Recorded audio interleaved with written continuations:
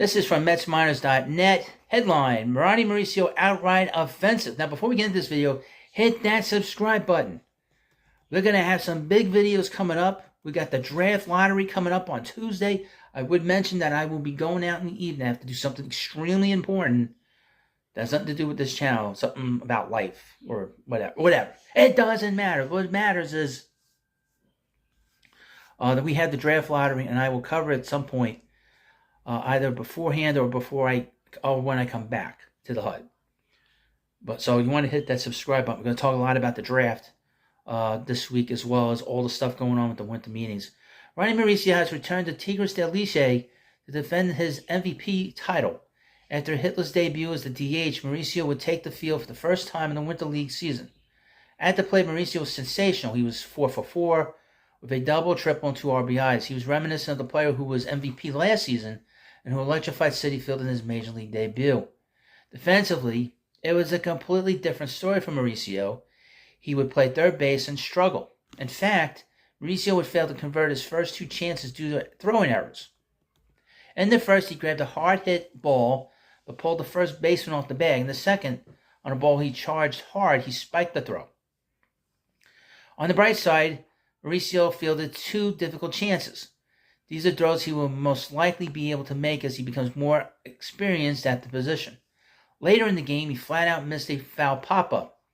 Like with the aforementioned plays, these are not normally plays or angles Mauricio would have to deal with as a shortstop. Obviously, it is way too early to read into his defensive struggles. He's at a similar, somewhat unfamiliar position, and he's playing his first game in about 2 months.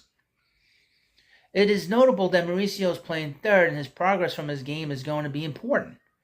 Last year, Brett Baty struggled at third, and he would be demoted to AAA Syracuse during the season.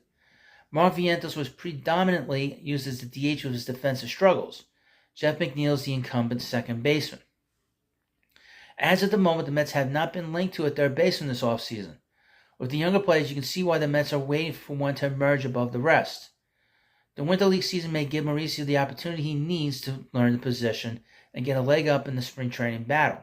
No matter what happens, if Mauricio hits like this, the Mets are going to find a spot for him in the lineup.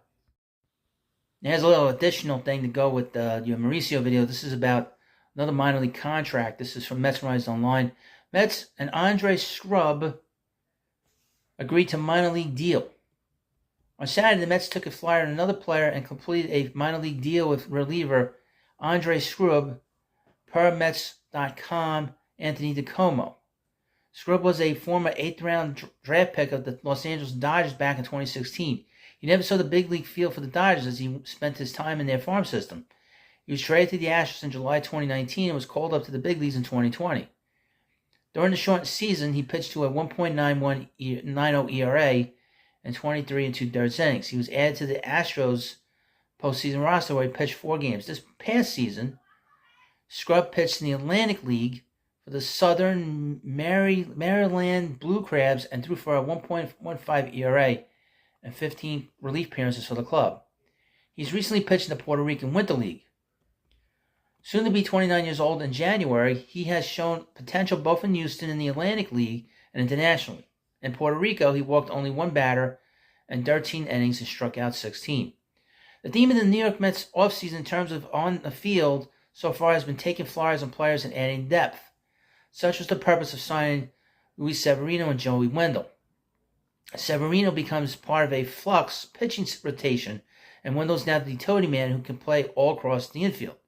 Subsequently signing of Austin Adams and waiver pickups Cooper Hummel and Tyler, adding depth to a team that lacked it last year. Now, before we end this video, I need you to hit that subscribe button. We're doing a lot of great things here on this channel.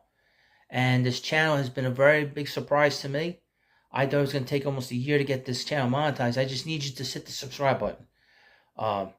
Getting awfully close to 4,000 hours. 29 hours as I record this video from getting the hours on here. I just need you to hit that subscribe button. Want to get to 1,000 subs very, very quickly. And again, you are what makes this channel work. You have been so kind to me over the last 3 years doing what I do with the baseball hut that I cannot thank you enough. And thank you for watching this video. Please subscribe to the Prospect Hut, and I'll see you later.